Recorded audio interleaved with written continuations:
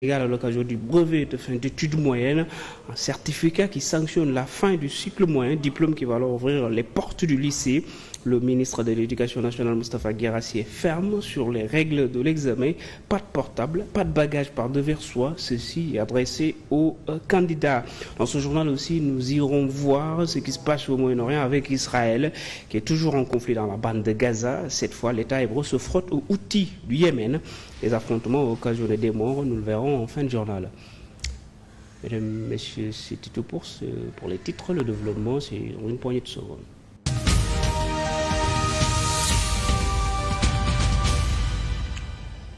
Bienvenue dans cette édition et on démarre par le brevet de fin d'études moyennes qui débute demain, lundi 22 juillet 2024 sur l'ensemble du territoire national. Cette année, 191 362 candidats cherchent à obtenir le diplôme pour entrer au lycée. Nous restons toujours sur cet aspect. Le ministre de l'Éducation nationale a effectué une visite hier au CM lycée de Yoff pour s'enquérir de la situation de ces établissements qui sont dans un état de délabrement avancé. Moustapha Guirassy a annoncé des mesures importantes. Il a aussi profité de l'occasion pour rappeler les mesures prises pour le bon déroulement des épreuves du BFM. Moustapha Guirassy est également revenu sur l'interdiction de l'utilisation des téléphones portables dans les centres d'examen. Il invite les candidats à se conformer scrupuleusement aux règles. Nous y reviendrons. Une autre actualité concernant l'histoire, la mémoire, plusieurs années après son décès, la vision du développement économique et social de Mamadou Dia qui continue à inspirer à travers une fondation qui porte son nom. Ses anciens collaborateurs et autres intellectuels veulent faire de sa vision le moteur du développement économique et social du Sénégal, Mamadou Konté. Les morts ne sont pas morts, dit-on souvent. Ils sont dans nos pensées et on s'inspire fréquemment de leurs œuvres sur Terre. Adepte d'une politique de développement autocentrée qui s'éloigne du modèle de développement exogène et de l'économie de traite, Mamadou Dia continue à inspirer, même à l'au-delà. Aujourd'hui, les conditions sont beaucoup plus conformes à ce qui aurait été souhaitable pour qu'il puisse réaliser son projet, notamment en raison de la montée des besoins du panafricanisme. Le Maodo, comme on le surnomme, a très tôt saisi les enjeux de la souveraineté alimentaire, de l'industrialisation et des transformations sectorielles. Le nouveau régime pourrait ainsi suivre ses traces. En effet, je pense qu'un des défis très importants qu'avait voulu résoudre Mamadou Dia, c'était de mettre en place un système coopératif qui permettait aux agriculteurs de pouvoir construire des institutions susceptibles de pouvoir vendre dans de meilleures conditions. Mais pour ce faire, l'ancien président du Conseil du gouvernement sénégalais de 1957 à 1962 n'a jamais renoncé au concept de planification. Parce qu'on ne peut pas, lorsqu'on dirige un pays, uniquement raisonner dans le court terme et faire de la régulation conjoncturelle, même si c'est indispensable. Mais dans le long terme, quel est le résultat? Le plus annule le moins. Et le résultat, c'est zéro. Voilà, donc la planification, c'est quelque chose qui s'impose. La Fondation Mamadou Dia pour une économie humaine, mise sur pied par des proches et anciens collaborateurs de l'ancien socialiste gestionnaire, veut perpétuer la vision de politique économique et sociale de celui qui a laissé une empreinte indélébile dans l'histoire du Sénégal. La maltraitance des détenus de la prison du camp pénal est à cause de la grève de la faim. Vendredi dernier, l'information a été dévoilée par le président de l'ASRED, une association qui s'occupe des détenus. Ibrahim Sall s'est entretenu avec Omar Thiam. C'est le président de l'association pour le soutien et la réinsertion sociale des détenus qui a lui-même relayé l'information.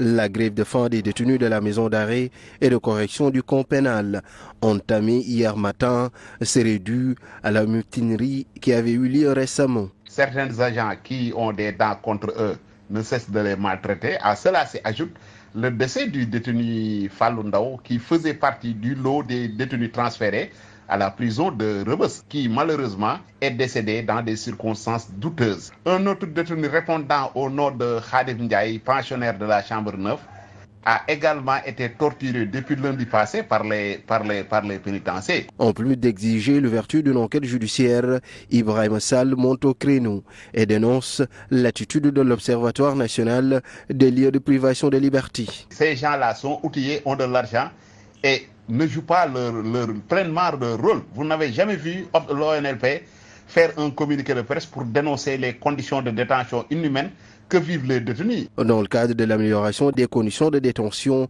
l'ONLPL a présenté vendredi un rapport annuel sur les lieux de privation de liberté au président de la République. La SRED doute de la fiabilité du dit document.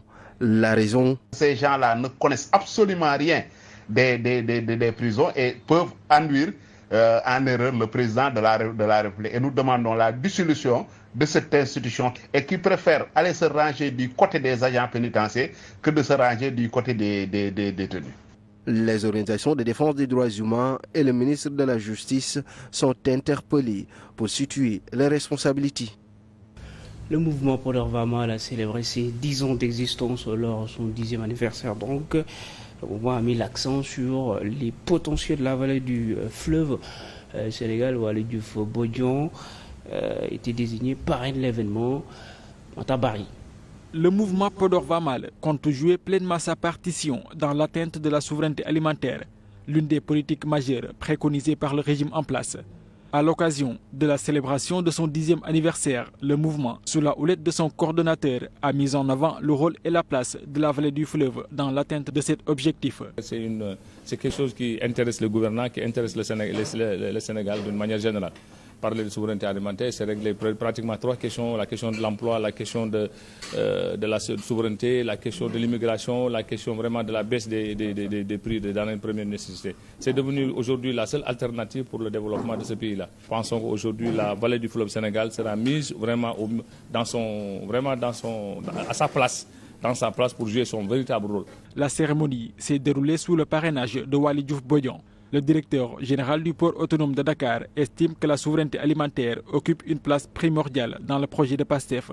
C'est un secteur essentiel pour le développement du pays, a-t-il assuré. Il faut d'abord produire ce qu'on mange pour pouvoir véritablement équilibrer notre balance commerciale et certainement aller vers des exportations qui permettront en tout cas au pays d'être très très présent dans le concert des nations développées.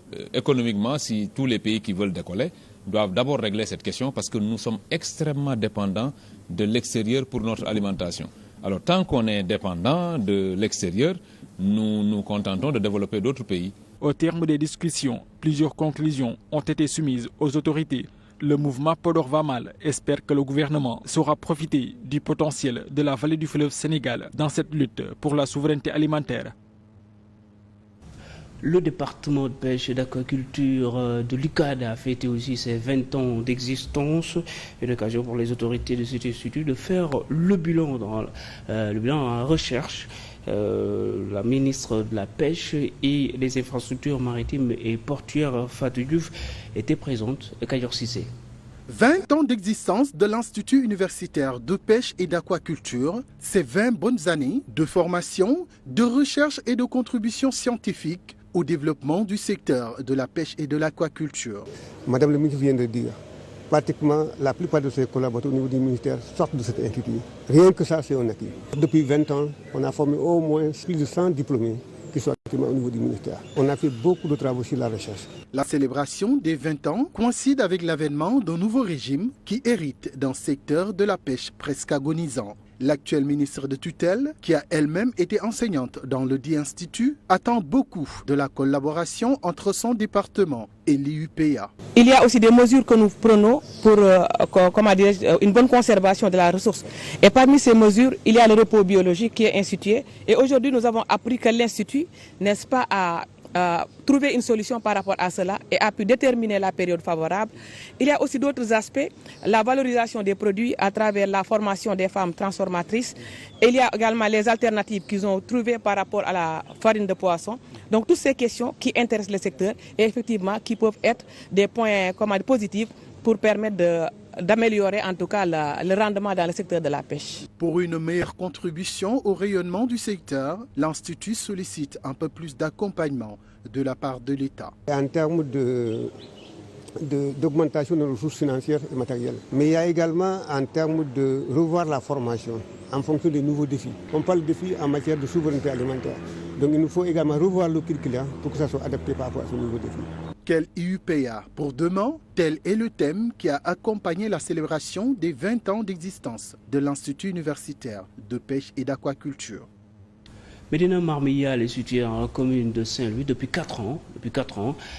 Ces populations vivent dans le calvaire, une situation qui les pousse à solliciter l'aide et assistance auprès des autorités.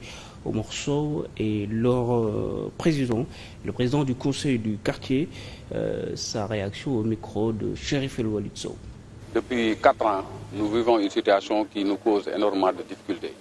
Lorsqu'il s'est agi de faire cette route-là, il y avait sur l'assainissement, il y avait un petit diamètre semi-collectif.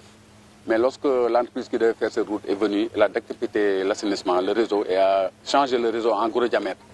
Donc tous ces ménages qui sont branchés sur ces tronçons-là, leur bout de vidange pénètre le réseau. Et plus loin, ça rejoint le petit diamètre. Donc ça crée ces obstructions-là.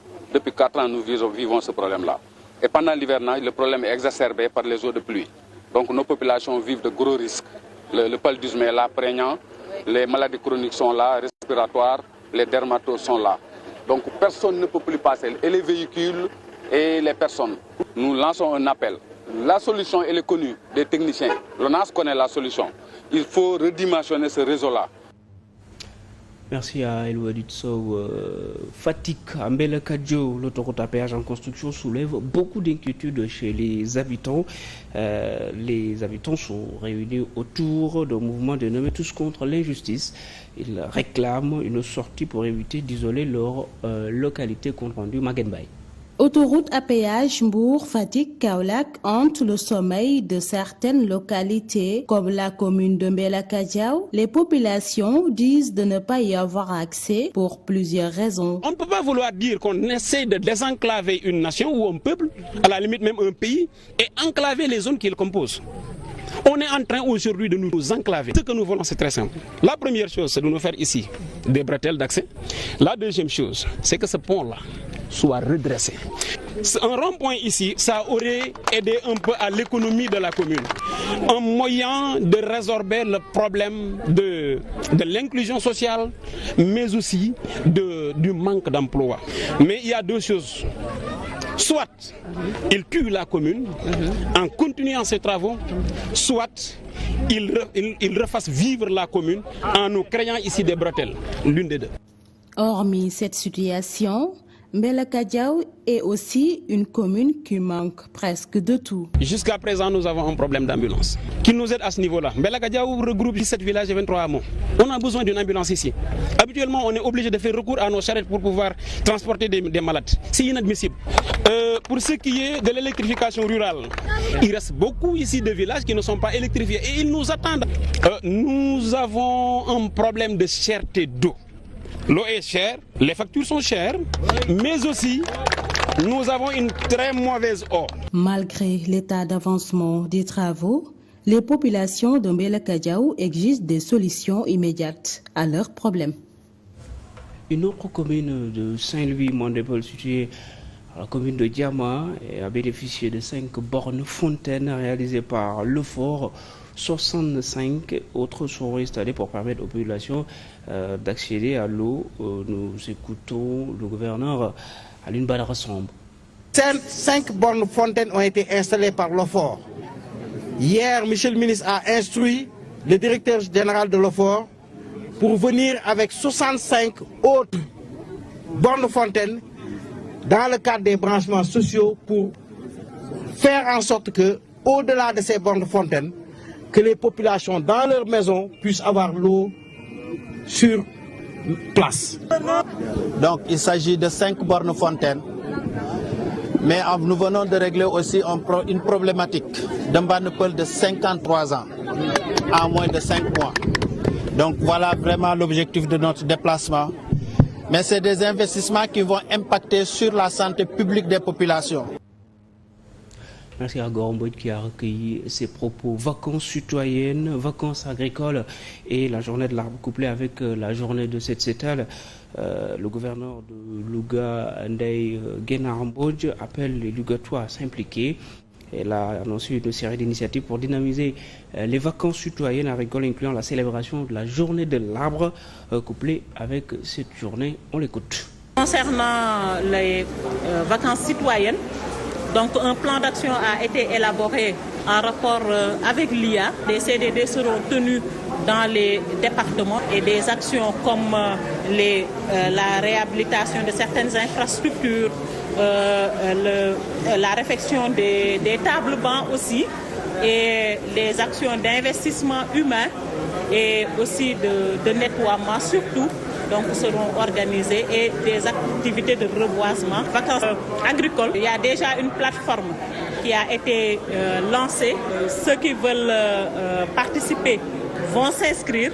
Donc au niveau des CEDEPS, il y a à Lompoul. Nous, au niveau local, nous avons proposé le DAC qui est en cours de réalisation, le DAC de Dodji. Nous voudrions que vraiment les populations puissent s'engagent à accompagner ces actions phares du gouvernement. Actualité internationale, affrontement entre Israël et Yémen. 3 morts dans les frappes israéliennes sur la ville de Deïda, contrôlée par les Houthis au Yémen. Plusieurs explosions ont embrasé des installations de stockage de carburant dans le port de Deïda hier au lendemain de l'attaque d'un drone qui a fait un mort à Tel Aviv.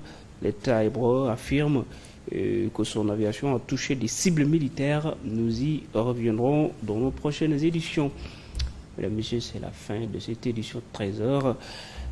Merci à vous de nous avoir regardé nos différents programmes. Vous pouvez sur nos différentes plateformes sur Internet. Merci à vous de nous avoir regardé. Bonne chance à tous les candidats qui vont concourir demain à l'occasion de l'examen du BFM. Bonne journée.